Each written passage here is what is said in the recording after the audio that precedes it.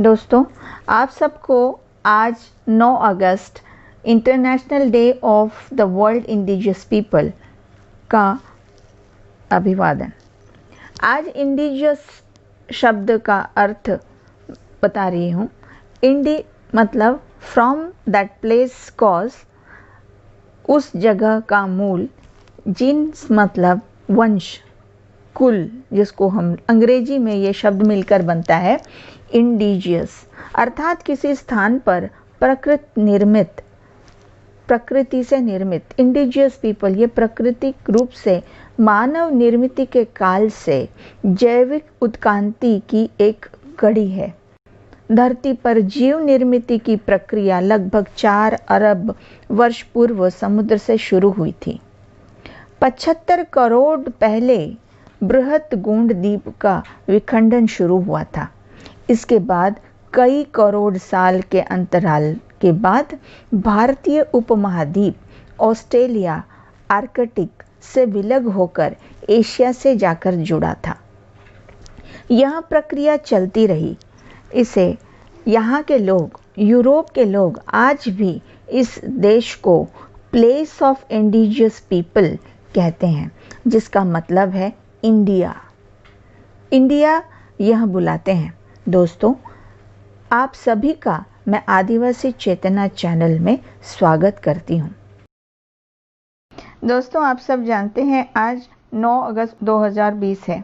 आज के दिन 9 अगस्त 1982 के दिन संयुक्त राष्ट्र संघ ने कार्यदल की बैठक गठित की। क्या आप जानते हैं पूरे संसार में कितने आदिवासी लोग रहते हैं? लगभग 37 करोड़ आदिवासी पूरे संसार में रहते हैं। दोस्तों, इस बैठक का पहला अधिवेशन जेनेवा में हुआ था और वहीं से यह घोषित किया गया कि आदिवासियों के लिए यह दिन मनाया जाए, आदिवासी के अधिकारों के लिए यह दिन मनाया जाए। क्या कारण है?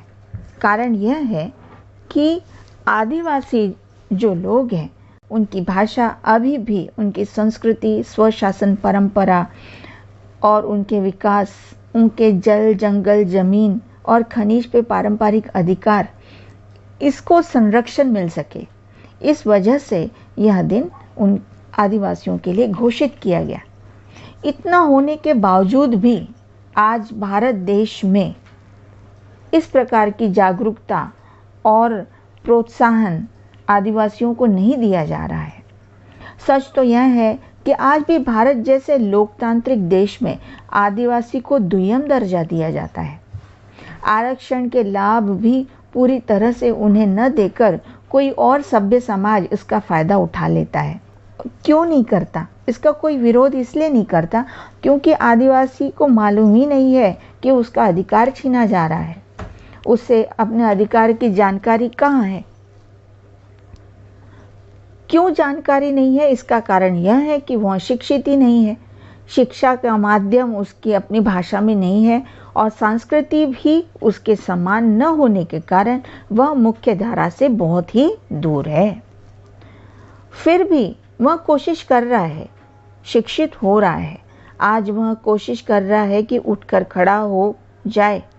वैसे समाज स्वयं पूर्ण है, परंतु अन्य लोगों के हिसाब से वह अशिक्षित है, जबकि उसके रीति रिवाज समानता के आधार पर आधारित है। स्त्री पुरुष समानता, स्त्रियों को महत्वपूर्ण स्थान, यह उसके आदिवासी समाज की मुख्य बातें हैं। आज भी हिंदू समाज उससे कई आधार पर कह सकते हैं कि पिछड़ा है। हिंदू समाज की परछाई जो पड़ गई तो हमारा आदिवासी समाज भी एक लंगड़ा बन गया, अपना इतिहास भूलने के कगार पे पहुंच गया। दोस्तों, अंग्रेजों के साथ लोहा लेने वाला प्रथम क्रांतिकारक समाज आदिवासी ही था। क्या आपको पता है बिरसा मुंडा को कितने लोग जानते हैं? इतना पढ़ा लिखा और विलक्षण नेता की जानकारी हमारे आदिवासियों को है क्या? बताओ जरा। कितनों की पुण्यतिथि हम अपने स्कूलों में मनाते हैं। क्रांतिवीर नारायण सिंह कौन थे? क्रांतिवीर भीमा नाइक, ये कौन है? तंट्या भील कितने साहसी थे, क्या हमारे बच्चों को और हमारी पीढ़ी को मालूम है? हम क्यों नहीं लड़ते अपने पूर्वजों क्रांतिवीरों को अपने अभ्यासक्रम में शामिल करने के लिए? हम क्यों नहीं लड़ते अपने ऐतिहासिक स्मारकों की सुरक्षा के लिए? ये विरासतें गोंड राजाओं की, उसकी मरम्मत के लिए हम क्यों नहीं लड़ते, क्यों नहीं आगे आते? जागो जागो आदिवासी भाइयों, जागो। आज अपने अपने तरीके से लड़ने की बजाय सब मिलकर लड़ो, आवाज उठाओ। आप तो जानते ही हैं अंबेडकर ने अपने समाज को जगाने के लिए क्या कहा था? पढ़ो, संगठित हो और संघर्ष करो। ये बात हमारे लिए भी लागू होती है। हमको भी पढ़ना है, संगठित होना है और संघर्ष करना है अपने अधिकार के लिए, 5वीं अनुसूची के लिए। सिर्फ आदिवासी दिवस मनाने से कुछ नहीं होता। हमारी पीढ़ियां हमें माफ़ नहीं करेंगी। हमें उनकी पहचान को बनाए रखना है।